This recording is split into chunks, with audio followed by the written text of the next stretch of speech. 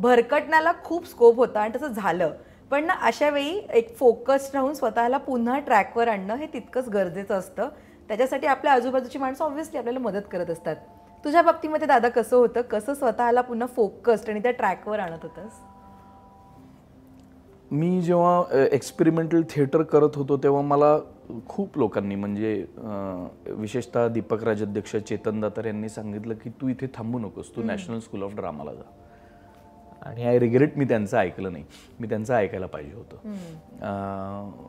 त्यानंतर म्हणजे मी कॉलेजपर्यंत माझं सगळं उत्तम होतं, पण त्यानंतरची एक मला असं वाटतं एक चांगलीच एक 10 वर्ष म्हणजे फ्रॉम 2005 टू से 2013 असं आपण म्हणू किंवा 2003 ते 2012 ही 9 वर्ष माझ्यासाठी खूप त्या दृष्टीने कठीण गेली. कारण मी नाटक करत होतो पण मी पूर्ण सिनेमाही जाणून घेतला नव्हता. मी ज्या पद्धतीचं नाटक करत होतो ते नाटक अतिशय व्यावसायिक छापाचं नाटक मी करत होतो आणि वेरज मी नाटक शिकून जिथून आलो होतो ते अजिबात व्यावसायिक छापाचं नाटक नव्हतं.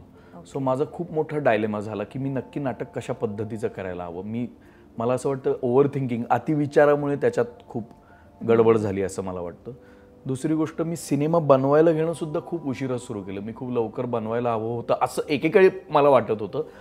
पण आता मला असं वाटतं की नाही, तुमच्या आयुष्यात जे प्रसंग घडतात, जे एक्सपिरियन्सेस येतात त्याचा फिल्म मेकर म्हणून खूप खूप खूप उपयोग होतो. किंबहुना मी ते सगळे दिवस मिस करतो आणि ते दिवस मिस होऊ नयेत म्हणून अगदी फ्रँकली सांगतो, मी आजही ते दिवस मिस होऊ नयेत किंवा मला कॅरेक्टर्स कळावीत, माणसं मला कळावीत, ऑब्झर्वेशन माझं नीट राहावं यासाठी मी आजही व्हेरी व्हेरी रेअरली, मी आज या इंटरव्ह्यूला येताना मी एक 4 महिन्यानंतर गाडी काढली आहे, नाहीतर मी फक्त ट्रेन बसने प्रवास करतो. अजून पण करतो, फक्त मास्क लावून करतो, मास्क आणि गॉगल किंवा टोपी लावून करतो. आणि आता छान एसी ट्रेन्स आहेत त्यामुळे तसं सोपं झालं. पण मला माणसं मिळतात, मला कॅरेक्टर्स मिळतात, मला गोष्टी मिळतात तिकडे खूप. पण ती जी फेज असते, ती जी 9 वर्षांची जी फेज होती असते नाही, ती जी 9 वर्षांची फेज होती ती मला असं वाटतं मोस्ट डिफिकल्ट फेज होती. त्या फेजमध्ये मला असं लक्षात आलं की ज्या माणसांना आपण आपलं समजत असतो ती माणसं कधीच आपली नसतात. मी तुला तेच विचारणार होती, माणसं किती कळली त्या 9 वर्षात? नाही, खूपच माणसंच कळली आणि आत्ताही कळत आहेत. ज्यांना आपण खूप जीवाभावाचे मित्र समजत असतो ते कधीच जीवाभावाचे मित्र तसे होऊ शकत नाहीत. ओळख राहू शकते, हाय हॅलो होऊ शकतं, पण खूप जवळच्या माणसांकडून जेव्हा तुम्हाला धक्का बसतो म्हणजे तेव्हा मला असं वाटतं लाईफ लेसन्स तुम्हाला खऱ्या अर्थी कळायला लागतात. कारण माझ्यासाठी मुंबईत माझे आई वडील कोल्हापूरला आहेत, माझे 1-2च कोल्हापुरात मित्र आहेत, एक भूषण नावाचा, एक गणेश नावाचा, फार आणि एक संतोष आहे आणि आहेत, पण असं रेग्युलरली भेटणारे हे दोघे तिघेच आहेत. पण मुंबईत माझे खूप मित्र होते आणि मी अख्खा म्हणजे जो काय म्हणू सर्वाईव्ह झालो.